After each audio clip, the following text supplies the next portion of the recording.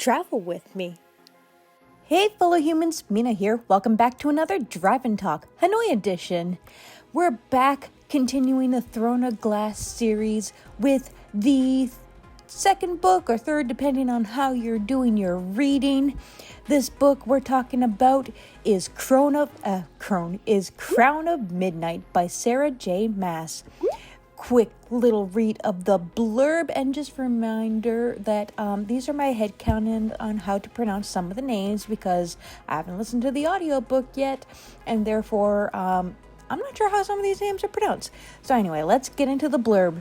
Celiana Sardothian won a brutal contest to become the king's champion, but she is far from loyal to the crown. Though she goes to great lengths to hide her secret, her deadly charade becomes more difficult when she realizes she is not the only one seeking justice. Her search for answers ensnares those closest to her, and no one is safe from suspicion. Not the Crown Prince Dorian, not Cowell, not the captain of the guard, not even her best friend Nehemia, a princess with a rebel heart. Then, one terrible night, the secrets they have all been keeping lead to an unspeakable tragedy. As Celiana's world shatters, she will be forced to decide once and for all where her true loyalties lies and what she's willing to fight for. And now, getting into the review, there's probably some spoilers, so if you want to read this series, come back after you've done it and see if we agree or disagree. I'd love to hear from you. But yes, the best assassin who ever was, not assassinating anyone, because she's a terrible assassin. During the first chapter, I was initially like, oh yeah, we finally see some assassin action. Well, it's off page, but better than the last book. At least we know she's doing assassin things. But then reading the next chapter, I take it all back. Was our badass assassin always this soft-hearted? She's killed many people before, nice ones too, I assume, in Assassin's Blade. Why is she sparing people now? Some assassin. At least we do see her some cool killings in Endovier. Unfortunately, it's a flashback and not technically an assassination job, but still. However, I love that Celiana is finally doing some badass assassin stuff and killings, and that she's saving Cowell and not the one who needs saving. Too bad it took nearly 50% of the book to get to it. Now that being said, this book centers around Celiana doing supposed assassinations for the king, but that feels more like a B-plot rather than a main story. Of course, I do not mind at all. Everything else that happens to her MC is far more interesting, minus the romance subplot. It was just alright.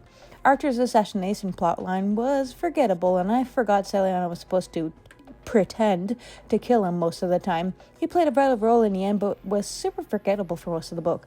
Also, Nehemia was still the best character, and said Maas killed her off. Spoilers. But she does come back as a spirit at some point, so maybe we'll see her again. As much as it sucks to have her be killed off, especially being like one of the only POCs, I like that she was. It adds some real stakes to the world, you know? And speaking of characters, Dorian was too pouty in the first half of this book for my liking. He did become much more interesting when Nehemia awakened his inner magic. How she knew how to do this and how it works is a mystery. I guess we'll never know. But it's still cool. And Yellowlegs is like the cereal from Akatar of this book, and I love her. Too bad she died.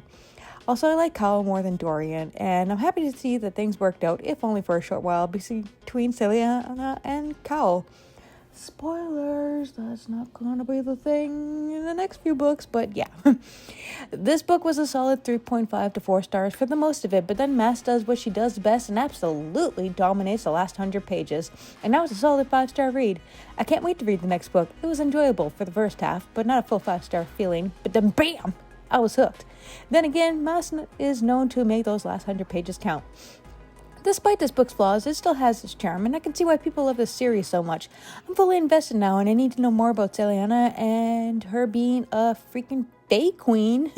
Yeah, that was a bombshell. Though I suspected something epic during the last book, it was cool to see it come to light, and I hope to see her do something badass and to get her kingdom back and learn more about her backstory. All in all, Maas has sucked me into her world, and I don't want to leave. Bring on the next book, please. How about you guys, my fellow humans? Have you read the Throne of Glass series? And if so, what are your thoughts? Do you prefer, and if you've read Akatar, do you prefer this series over Akatar? Like, I prefer Akatar, but The story's still great. So yeah, let me know in the comments down below. Anywho, that's all I gotta say for now. If you want to keep hearing more about stuff, be sure to follow me on all your favorite socials. Links below. Stay safe and take care. Bye.